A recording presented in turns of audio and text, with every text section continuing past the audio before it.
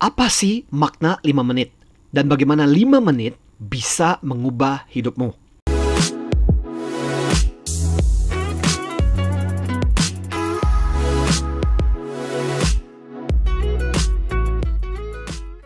Oh ya, sebelum kita lanjut, jangan lupa klik subscribe dan tekan tombol loncengnya. Karena support dan kedukungan Anda dibutuhkan agar konten-konten video yang mendidik seperti ini tetap dibuat. Jangan lupa klik like dan share kalau kamu merasa isi video ini berguna buat orang lain. Oke, mari kita share kebaikan. Dari 24 jam sehari, waktu 5 menit kelihatannya begitu sepele.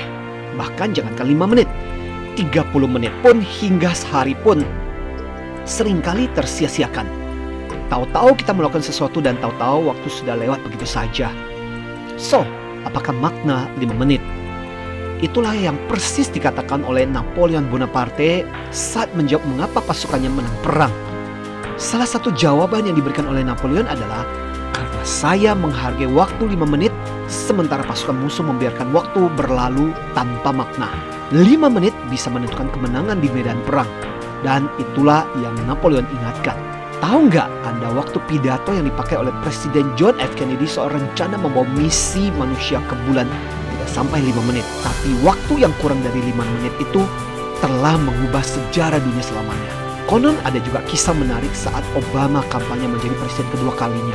Obama yang sebenarnya benci debat presiden harus melakukannya dengan berat hati. Dalam beberapa debat lawan Mitt Romney, suara buat Mitt lebih unggul. Dan di perdebatan final ada satu hal yang menarik yang membuat Obama unggul.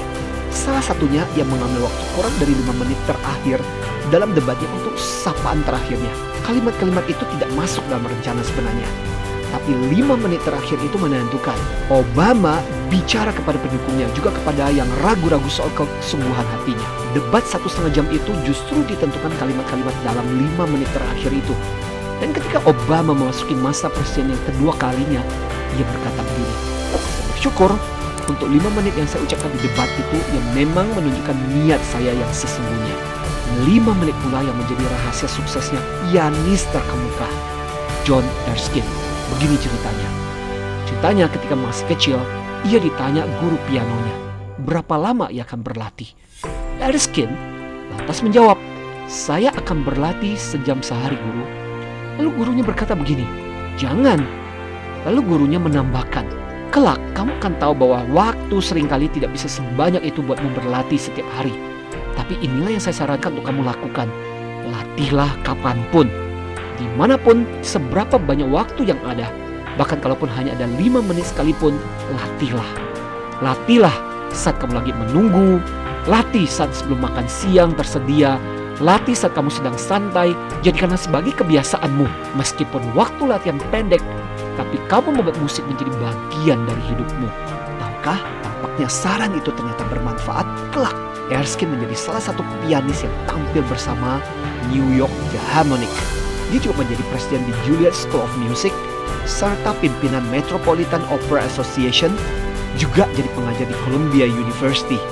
Dia menulis lebih dari 45 buku, dan karyanya, yakni Private Life of Helen Troy, ia tulis di antara waktu-waktu senggang 5 menitan di kereta menuju kampus dia harus mengajar. Begitulah, sebuah pembelajaran penting buat kita soal waktu yang banyak kita sia-siakan. 5 menit aja kok. Apa sih artinya? Tapi jika kita bisa belajar dari kisah sukses mereka, 5 menit bukanlah waktu yang bisa disepelekan. Apalagi kalau kita punya waktu lebih banyak lagi. Sementara banyak orang menyia-nyiakan waktu tanpa tahu apa yang harus mereka kerjakan. Kita justru belajar bahwa 5 menit pun sebenarnya cukup untuk membentuk diri kita dan masa depan kita.